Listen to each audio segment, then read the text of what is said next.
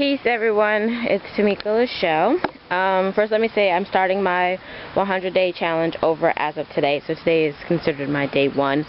I don't know about anybody else, I don't know about anybody else, but when Mercury is in retrograde, my whole world just flips upside down. It's crazy, but anyway, so it comes out of retrograde on the 19th, but I figured why not just start today since I'm feeling it, so I'm starting all over today. Okay. So, I wanted to show everybody my balcony garden, or my patio garden. I am on the patio of my townhouse. I'm fortunate enough that I have above and below. So, and I'm getting ready to harvest the first tomatoes. So, there they are. You can see them. So I'm going to harvest them. They look really pretty. These are called, I think they're called extra large cherries. So they're bigger than a regular cherry. And I have several more coming. I don't know if you can see that. There's some there and there's some more up there. I have quite a few of tomato trees. There's another one here. This is called zebra tomato, and it'll be a green striped tomato. There's one there, several in there. There's 2 different plants in there. I have peppers growing, which are just about to bloom, which I'm excited because once they bloom, then the flowers will turn into fruit. And I have several different peppers down in there. I like to companion plant with tomato and peppers. And behind this big bush is my basil. I have sweet basil and purple basil. And I also have mint. Mint grows like a weed, so anybody can do mint if they really wanted to. This is watermelon, and I'm going to stake it from below. It's just about time for me to stake it. It's starting to get the little stringies on it, and so I'm going to stake it from below.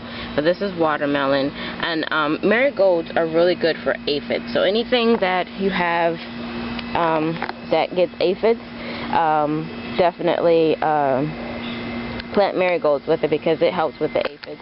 Nasturtium is another really good one for aphids, and I really like nasturtium. So when this actually blooms, the flower itself is edible. You can actually eat marigold too, but if you're gonna eat it, you need to plant it from seed and do all organic if you're gonna eat it. So, and all of my plants are organic. I use organic compost, and I also use organic compost tea to fertilize them, and I have some rabbit pellets in there. Again, this is some more tomato, and this has a lot of different blooms. Where you see a bloom, that's where you'll see actual tomatoes come. And these are 2 different tomatoes, but both of them are like a plum or aroma tomato. I also have my companion plant of peppers, and these are doing really well. They're really reaching. When this one started, and I wanted to mark, it started when I planted the seedling. It was that small, and I planted about a week and a half ago, and it's already like up there. And I wanted to see because I was planting it so late. So yeah, and there's another pepper plant in there somewhere that's starting to bloom. And again, the marigolds, love marigolds. Marigold's really good to plant with a companion plant, especially with things that get aphids, and so is nasturtium, and I got some nasturtium growing there. Strawberries I harvested yesterday, but those are my strawberry plants, so there's no strawberries on there right now because I harvested them. You see, I think they're all gone. Yeah, I harvested them yesterday, so yeah, there's none on there. So, and then this is my little herb garden. That is echinacea. That's what echinacea actually looks like. So all you guys who are eating echinacea tea, drinking echinacea tea, this is the echinacea plant. I love variegated plants. I love when plants have like several colors. This plant here is, this is a variegated sage, and it's actually called tricolor sage because of the purple stems, the green, and the white. So this is sage. This is pineapple mint.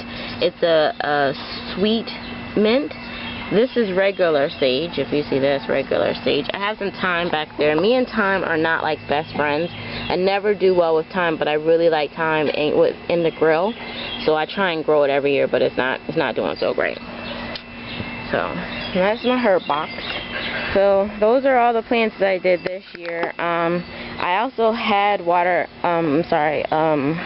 eggplant seedlings and cucumber seedlings, but I didn't put them out. They weren't very strong, and so I didn't think they would do very well. We have, as you can see, this is like wooded back area. We've got, you can hear the birds and all that. We've got lots of birds and lots of squirrels and lots of chipmunks.